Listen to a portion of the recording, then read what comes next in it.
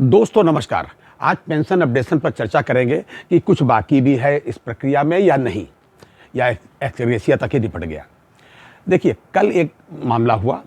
कल जो बीएमएस है यानी कि भारतीय मजदूर संघ, ये भारतीय मजदूर संघ जो है ये बीजेपी की अनुषंगी मानी जाती है, उनकी अपनी ही एफिलेटेड मानी जाती है। ये उनकी एसोसिएशन है भारतीय मजदूर संघ। इससे संबंधित जो बैंक वालों की यूनियन है एनओबीडब्ल्यू, इससे संबंधित जो मेंबरान हैं, रिटायरीज लोग तमाम सारे थे, ये कल भारतीय मजदूर संघ के दिल्ली स्थित कार्यालय में इकट्ठे हुए और इन्होंने एनओबीडब्ल्यू के जनरल सेक्रेटरी से मुलाकात की और पेंशन अपडेशन के मामले में जो अभी तक एक्स ग्रेशिया का मामला हुआ है, इस एक्स ग्रेशिया के मामले पर अपनी नाराजगी जाहिर की और पेंशन अपडेशन की मांग करते हुए उनसे चर्चा की और साथियों से चर्चा की। और जो भी वहाँ चर्चा का निष्कर्ष निकल के आया, तो आउटकम उसका ये आया कि इसका जो फाइनेंशियल विंग देख रहे हैं बीएमएस का, इनके नेतृत्व में अगले सप्ताह, यानी लगभग एक सप्ताह के बाद जो भी करेंगे, अगले सप्ताह वित्त मंत्री महोदया से यानी निर्मला सीतारमण जी से ये लोग मुलाकात करेंगे और पेंशन अपडेशन पर उनसे अनुरोध करेंगे। देखिए,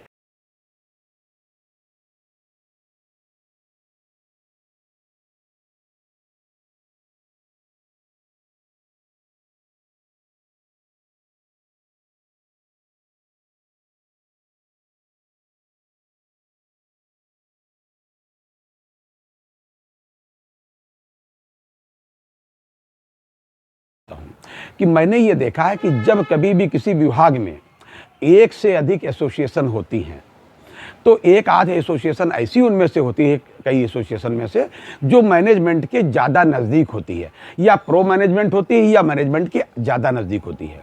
मैनेजमेंट अगर कोई वैधानिक चीज़ भी देना चाहता है तो वो ऐसा करता है कि अपने आदमियों का जब मांग आती है तो तभी उसको मंजूर कर लेता है। इससे वो यूनियन भी आगे बढ़ जाती है और मैनेजमेंट के प्रति उनका सद्भाव भी हो जाता है। तो मुझे तो ये लग रहा है कि शायद ये जो इतना विरोध हो रहा है, ये बातें सरकार के कानों तक जरूर पहुंची होंगी, क्योंकि सरकार कोई ऐसा नहीं है कि सरकार को जान ना पाती हो, जान सब पाती सरकार तक सब बातें पहुंचती हैं। वो अगर कोई एक्शन ले, ना एक्शन ले, रिएक्शन ना दे, तो भी आप ये कभी मत समझिएगा कि सरकार तक ये बात आपकी नहीं पहुंची है। तो मुझे तो यही लगता है कि ये कर क्या रहे हैं कि अपनी जो निजी अपनी यूनियन है, एनओबीडब्ल्यू नहीं की है, बीएमएस की, तो बीएमएस वाले सरकार बीजेपी की है, तो बीएमएस की यूनियन एनओबीडब्ल्यू के माध्यम से ही हो सकता है ये कुछ देना चाहते हो सरकार वाले जी, तो इनके माध्यम से ये कुछ दे दें, क्योंकि एक्स ग्रेशिया का वैसा बहुत विरोध हुआ। निजी अनुभव मेरा बताता है भाई साहब, निजी अनुभव है भाई साहब। कई यूनियन होती थी तो उसमें पता चला कि जो टॉप मैनेजमेंट है, चेयरमैन या जीएम उस यूनियन का है, तो उसने अपनी वाली को धीरे से बुलाया, बात की, ये वाली डिमांड तुम रख दो तो हम इसको सैंक्शन कर दे, तुम्हारा भी ठीक हो जाएगा, हम लोगों का भी ठीक हो जाएगा। तो अगर ऐसा ही है तो भी ये एक बहुत बेहतर बात होगी। ये रिटायरीज के पक्ष में, जो बुजुर्गों के पक्ष में, उम्र के जो आखिरी पड़ाव पर हैं, इनके पक्ष में ये कल का डेवलपमेंट है। और जो आज हुआ है वो मैं आपसे शेयर करूं। मैंने पहले भी अपने वीडियो के माध्यम से आपको बताया था, आपको अवगत कराया था कि ये जो एक्स ग्रेशिया का मामला एमओयू में लिखा गया है, मेंशन किया गया है, एक्स ग्रेशिया एकदम अंतरिम चीज़ होती है, टेम्परेरी चीज़ होती है। चाहे जब विड्रा कर ले, इस पर कोई लीगल बाइंडिंग नहीं होती, कोई आप इससे आंसरेबल नहीं होता, पूछ नहीं सकते आप इसमें। जी हाँ, तो आज एक आरके त्यागी हैं जी, राजेश कुमार त्यागी जी, गाजियाबाद से हैं और रिटायरीज हैं और पेंशन की एक्टिविटीज़ है। तो इन्होंने एक टेलीफोन किया सीएच वेंकटचलम साहब को सुबह सुबह, चाय वाय के टाइम पर कर दिया भाई। खैर उधर से फ़ोन उन्होंने उठाया, इन्होंने अपना यही एक्स ग्रेशिया के बारे में उनसे बातचीत।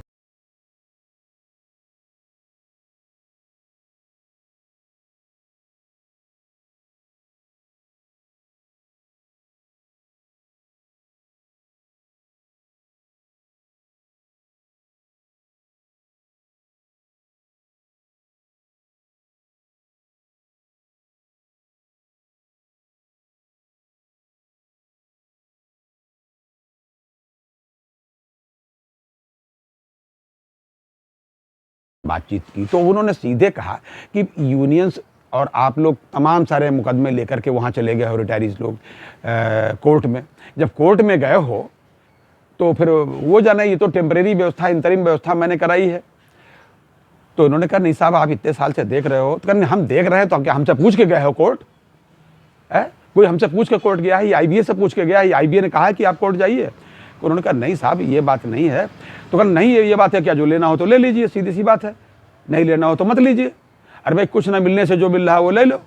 तो इन्होंने कहा मामला तो आप ही हमारा देख रहे थे, एक लाइन उसमें जोड़ी जा सकती थी एमओयू में, subject to court decision, updation का मामला करते और ये बात उसमें लिख लेते, क्या गलत बात थी? तो उन्होंने कहा सुबह सुबह हमको ज़्यादा डिस्टर्ब ना करो, आप हमारे यूनियन के मेंबर नहीं हैं।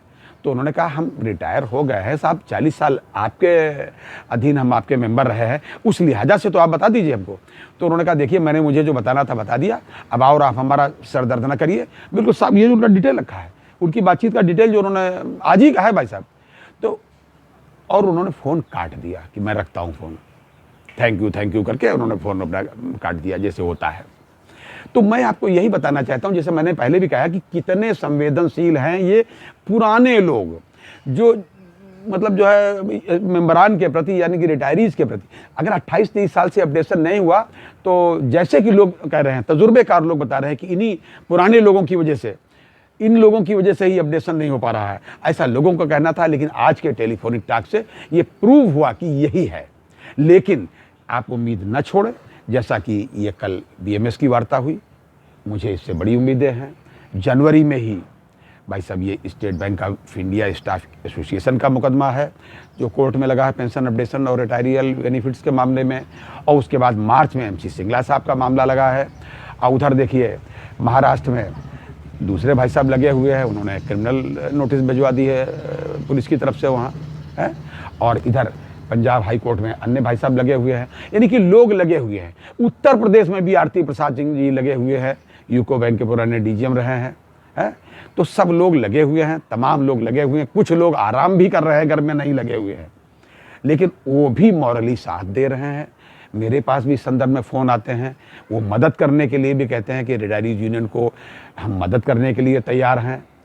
देखते हैं क्या होता है। लोगों की दुआएं, लोगों के एफर्ट्स और पेंशनर एसोसिएशन की अपनी स्ट्रेटजी और व्यक्तिगत तरीके से जो लोग अपना काम कर रहे हैं उनका तरीका, और ये जो कल बीएमएस का वार्ता जो हुई, मीटिंग हुई, इसमें जो उन्होंने स्ट्रेटजी बनाई, ये सब हमारे रिटायरीज़ को क्या राहत दिला पाते हैं, ये देखना है। ये था आज तक का अपडेट। अगली बार अन्य अपडेट के साथ, तब तक के लिए नमस्कार।